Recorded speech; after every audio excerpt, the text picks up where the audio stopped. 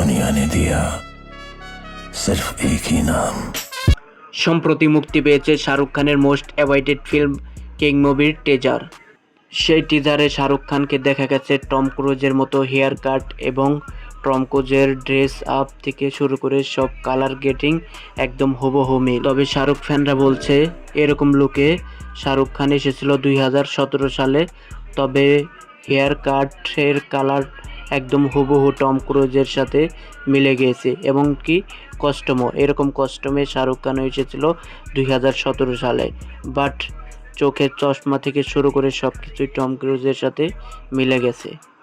আসলে কি শাহরুখ খান কপি করেছে কি না তার মুভিটাই কপি, সেই বিষয়ে জানার আগে শাহরুখ খানকে বলি happy birthday king Khan Shahrukh Khan. এমন কিছু দৃশ্য আছে যেখানে হুবহু কানে দুল থেকে পড়া শুরু করে শাকিব খানের 2011 সালে মনের জ্বালা সিনেমার সাথে মিলে গিয়েছে। নেটিজেনরা বলছে হুবহু কপি করা হয়েছে। তবে এই বিষয়ে আপনারা কি বলবেন সেটি কমেন্ট বক্সে জানাতে পারেন। এমনকি তার ফার্স্ট লুক পোস্টার শিকারি সিনেমার হুবহু পোস্টারের সাথে মিলে গিয়েছে। চিরঞ্জীবের একটি মুভি ছিল, সেই মুভির ফার্স্ট লুকের সাথে হুবহু সেম টু সেম মিলে গিয়েছে। এটা একদম অবিকল কপি করা হয়েছে। যদিও শাহরুখ খানের ফ্যানরা এই বিষয়টি অ্যাভয়েড করে চলার চেষ্টা করতেছে, তবে নেটিজেনরা এই বিষয়টি নিয়ে প্রচুর আলোচনা করছে।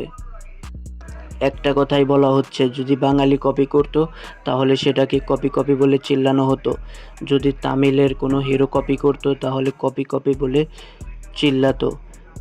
বাট এই মুভিটা শাহরুখ খানের হওয়া সত্ত্বে কেউ কথা বলছে না। সো একদম অবিকল মিলে যাওয়ার কারণে কিছু নেটিজেনরা এই বিষয়টি নিয়ে আলোচনা করছে। আপনারা এই বিষয়টি নিয়ে আপনারা কি বলবেন? আসলে কি শাকিব খানকে কপি করেছে বা চিরঞ্জীবকে কপি করেছে বা টম ক্রুজকে কপি করছে? সেই বিষয়টি আপনারা নিচের কমেন্ট বক্সে জানিয়ে দিয়ে যাবেন।